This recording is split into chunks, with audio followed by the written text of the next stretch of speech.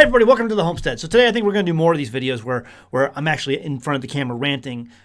This really isn't homestead related, it's more American related, and we are called an American homestead.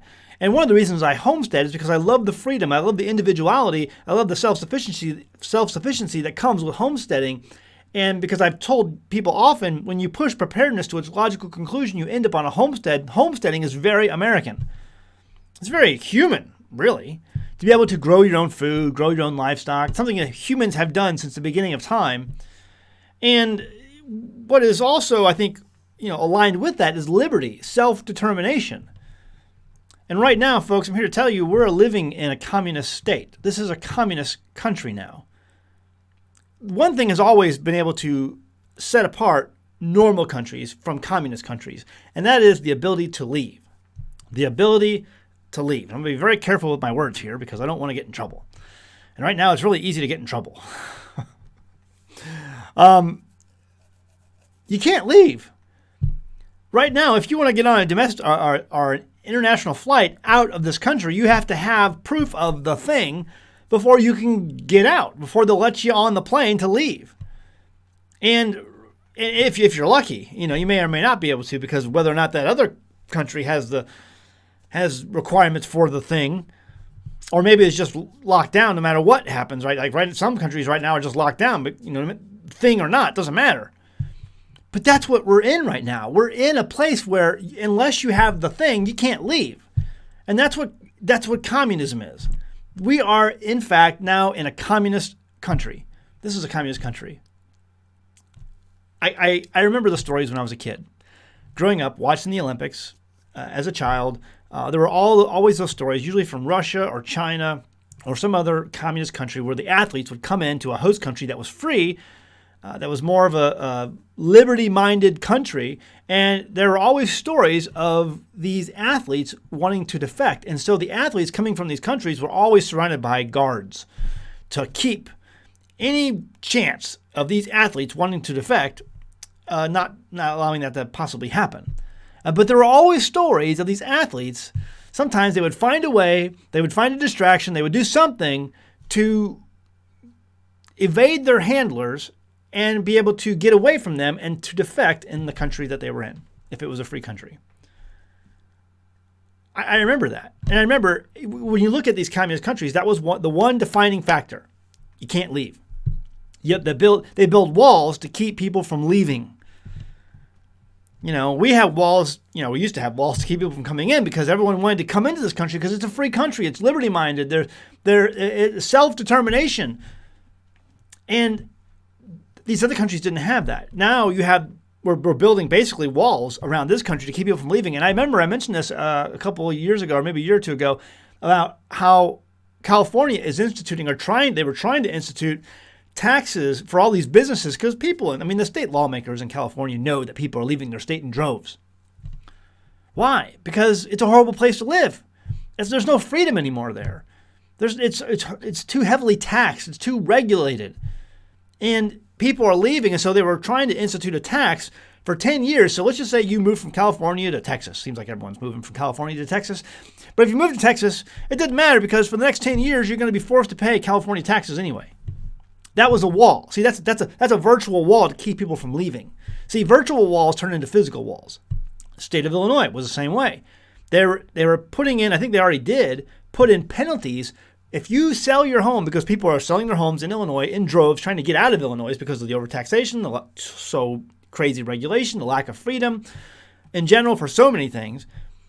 And so they instituted a law that would keep you from leaving the state of Illinois by putting penalties on you for selling your home, or putting penalties on the new buyer for buying that home, which would, keep people from buying the home that you're trying to sell so you can leave.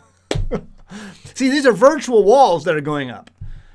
And virtual walls turn into physical walls. This happens when a state turns from freedom to communism, from liberty to tyranny. That's what happens. Physical walls start going up. And right now we have more walls going up. Unless you get the thing, you can't get on a plane internationally. You have to have the thing. And if you don't have the thing, you can't travel. freedom of travel is one of the things that was guaranteed by our founders as a foundational block of freedom and liberty. And it's being taken away. And now Feinstein today, I heard, has now introduced a bill to keep people from domestic flights, domestic travel in flight, in airlines, unless you have the thing. This is a communism. And she's from California, by the way. She's a senator from California who already knows about virtual walls because people are leaving that in droves. See, they don't want you leaving to more liberty-minded states because some states are going to be like, no, we're not doing this thing.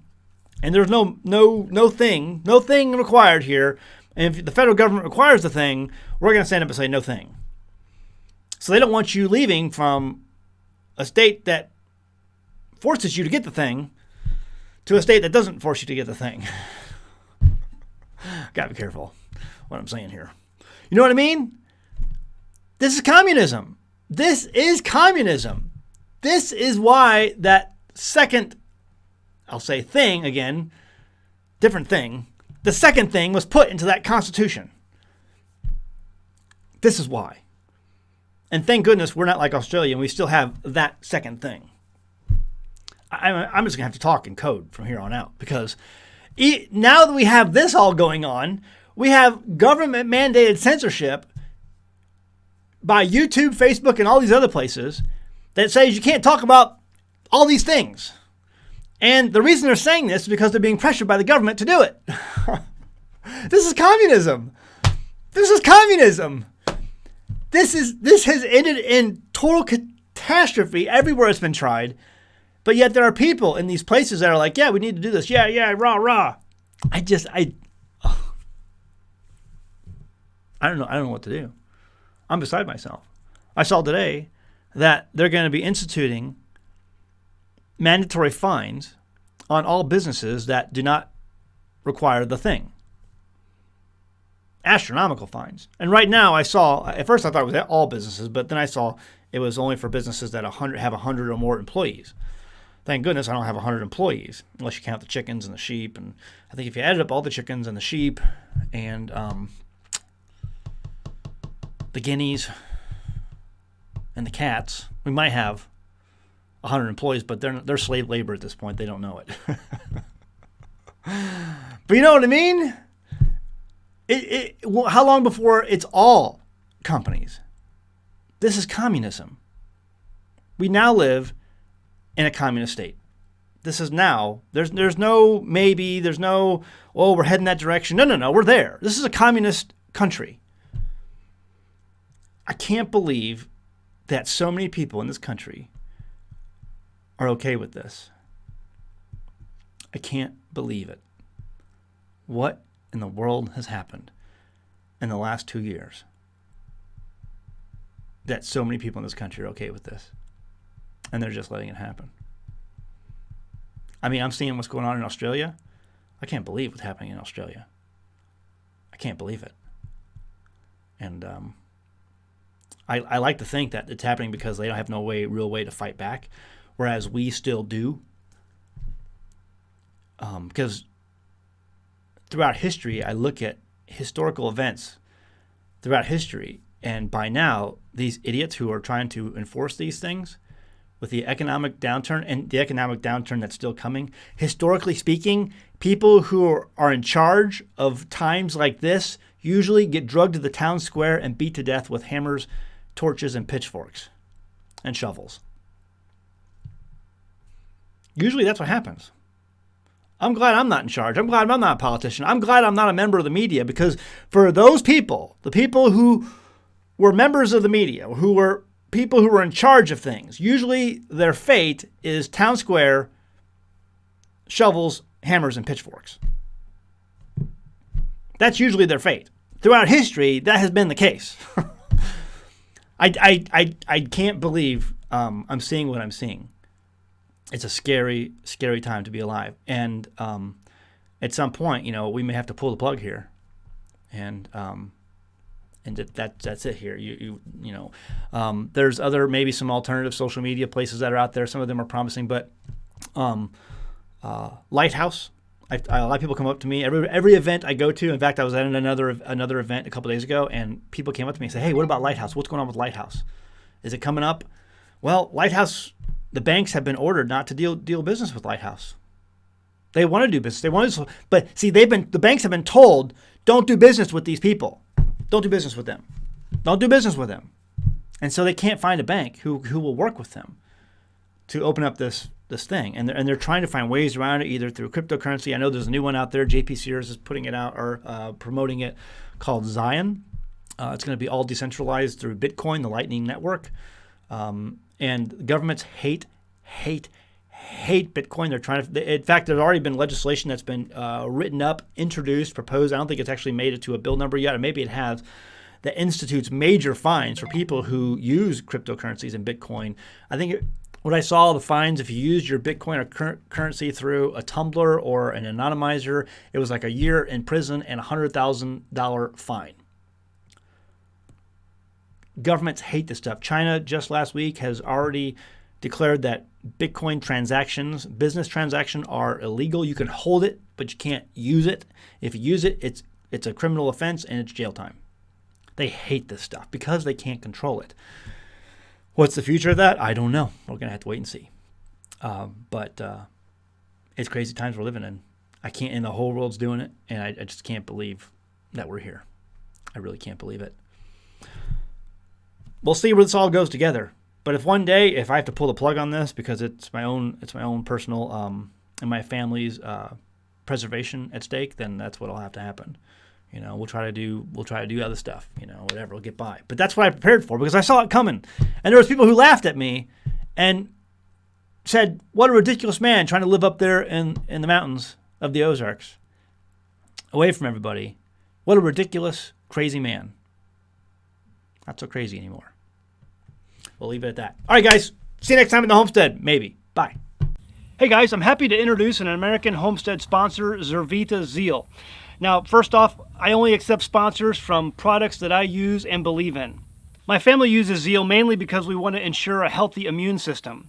You see, it's made up of only whole food concentrates and includes no artificial colors, flavors, or preservatives.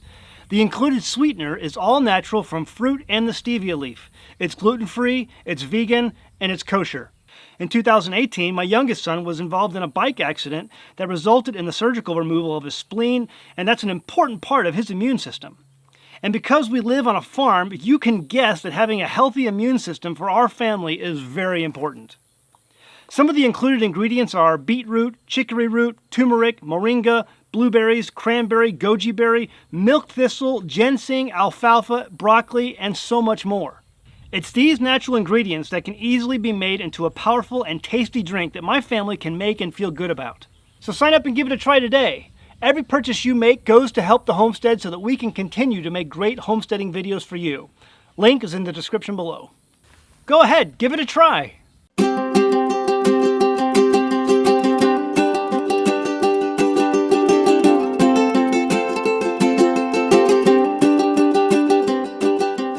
Hey guys, did you know you can become a patron of an American Homestead? They get access to private videos, and we send them gifts from the homestead that we make here on the homestead. And we also enter our patrons into special giveaways that are only available to them. And before you go, please check out these other great videos. Go ahead, click. Oh wait,